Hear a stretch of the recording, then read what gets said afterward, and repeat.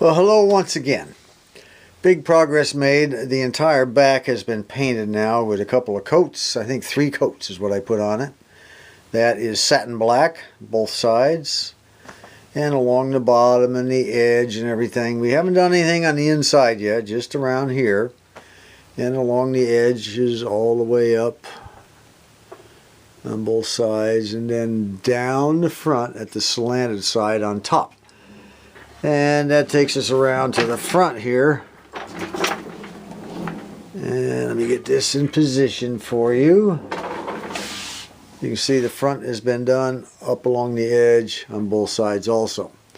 So now what that does is that brings us to right here. We got to get this thing cleaned up. We're going to get this thing ready to paint on the blue. But of course, before we do that, we're still wrestling around with this. I'll go ahead and clean it.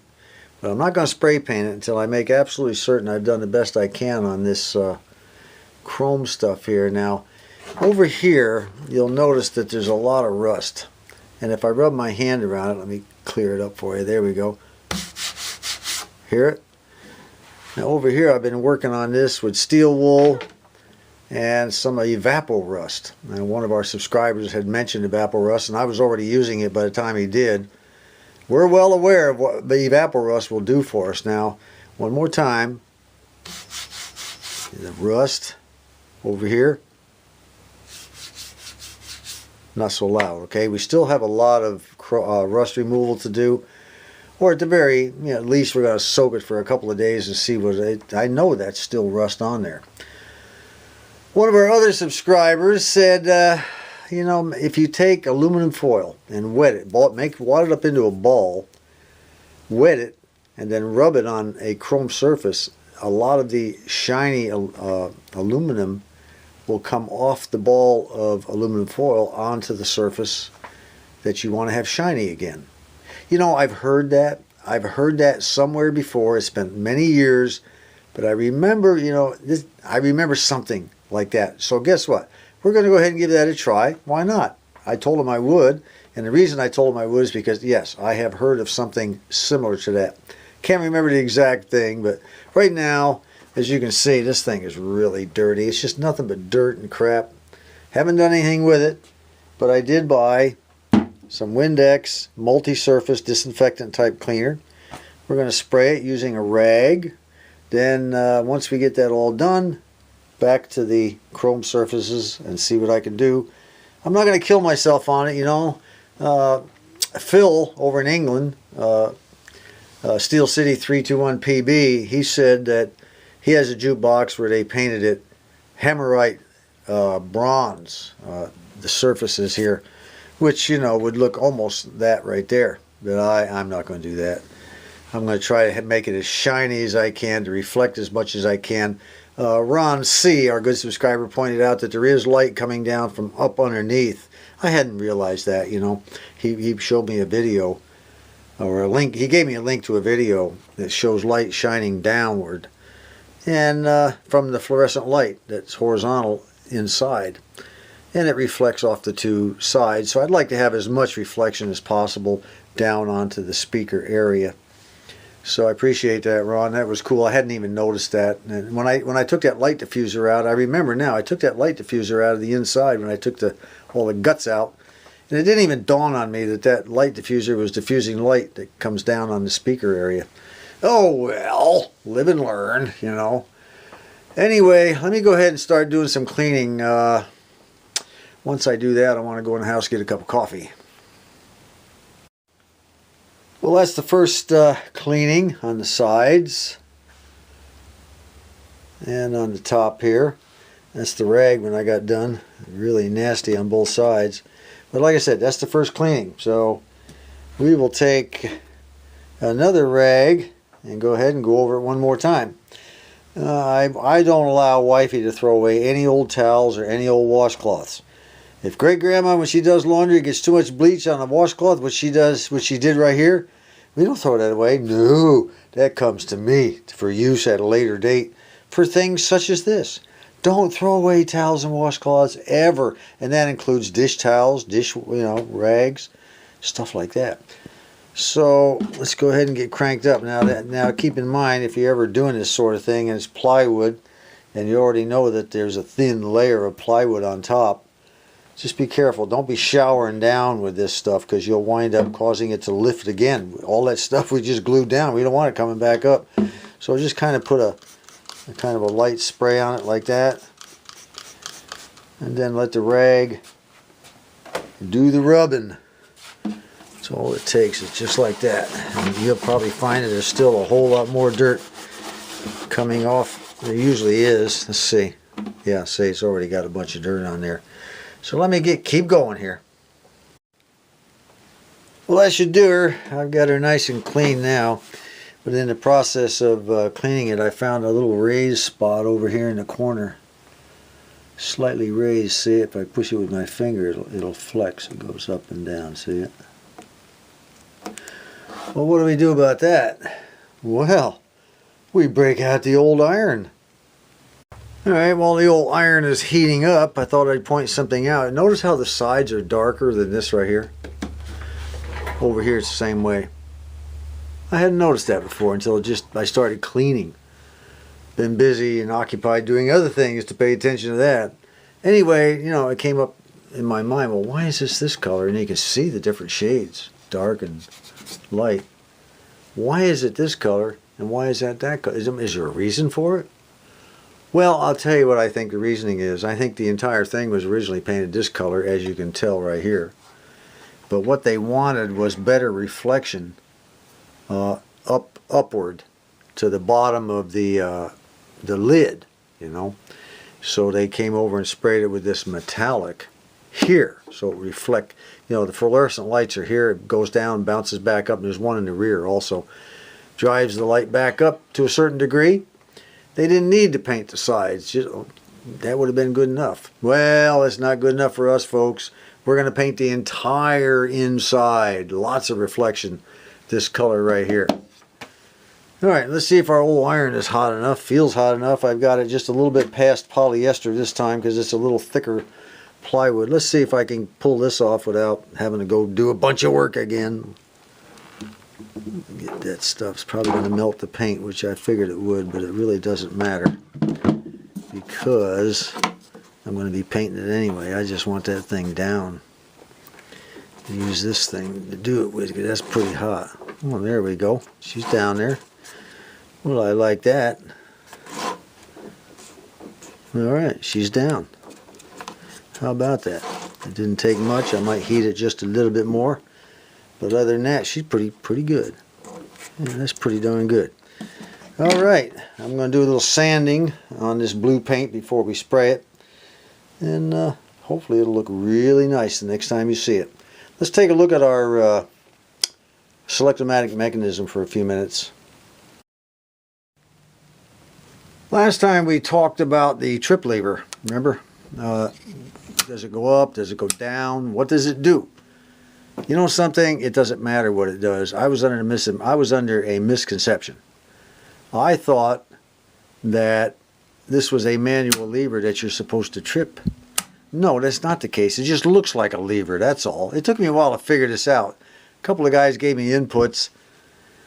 And Sparky, 1958 was one of them. And I'm like, you know, what is he talking about? I was really confused. But until it finally dawned on me, this is not a manual lever you're just supposed to reach in and flip. I guess you could if you wanted, but it's not something you just normally would reach in and flip up to make something occur, you know, repeatedly. No, it just looks like a lever. It comes down and it hits against this right here, and it's actuated by a solenoid, which is located. There's one way. See, I don't know if you can see it or not. Let me zoom in there. See, there's a solenoid way down in there. See it? Hopefully that thing works. And when you flip it, see the solenoid will shoot outward, causing this thing to go, you know, downward. Watch again. I'll flip it up. You'll see it go back in.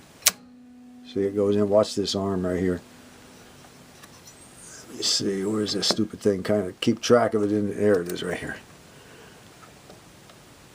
One trips it and the other activates it. The other one being this relay right here. Okay, this one goes down, this one causes it to go back this way, and it has to do with scan and play. And scan, play, and I guess it's idle is the other one. So I was concerned about nothing.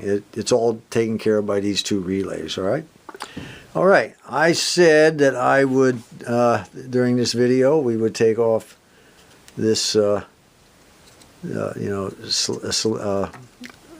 selenium rectifier, and we try to get out this filter capacitor. And one of our subscribers said, well, isn't that the filter capacitor for the motor? Well, I don't know, but it really doesn't matter. He's talking about this motor right here, this big old sucker. Let's back up here, we're a little too close. He's talking about this right here. I don't really know, but you know, it's possible. I'll check here in a few minutes to find out. Right now, let's just get it off and get this out. It's just done with this here. I loosened them up a little bit already. I'll go ahead and keep working on that and come back to you in a second here. I have to move this 120 ohm resistor out of the way right here in order to get to that bolt behind it, so I can loosen up the bracket that's holding this capacitor can. Let's see if I can do that without tearing everything up. Well, one side is loose, but I got the bolt out, but I have to loosen up this thing up underneath here to get the other side of the bracket out.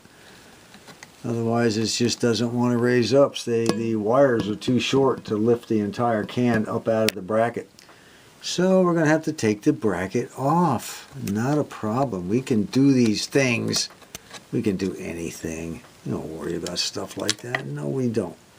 Except for maybe losing it. We don't want to do that. Of course, we've already lost it, every single one of us, or we wouldn't be doing this crap anyway. Let's see if that'll take care of it. Oh yeah, that's loosened it up quite a bit. Two hands are going to take to finish the rest. Well, as you can see, now that we got her loose, it says 0.75 and 1.65 microfarads. And this is CR. This, in fact, is, Gordon Cole was the one that wanted to know what this was. And let's take a look at our schematic here. This is the schematic on the Select-O-Matic Mechanism. Here are the two capacitors. And as you can see, one is 1.4 and the other is 1.0. That is not the values listed on that can. Now the 1.65 will be alright, but the other one, the 0.75, is too small. And they are, in fact, the capacitors for the motor. Okay? These are the filter capacitors for the motor to keep the motor running nice and smooth down here. However, the silicon rectifier, or selenium rectifier, I'm sorry, I always get that mixed up. The selenium rectifier, they call it a smoothing rectifier, which is right here. And it feeds the trip solenoid. And it has a 120 ohm resistor, which you already saw, which is this little booger right there. Okay, it has that attached to it, brown, red, brown.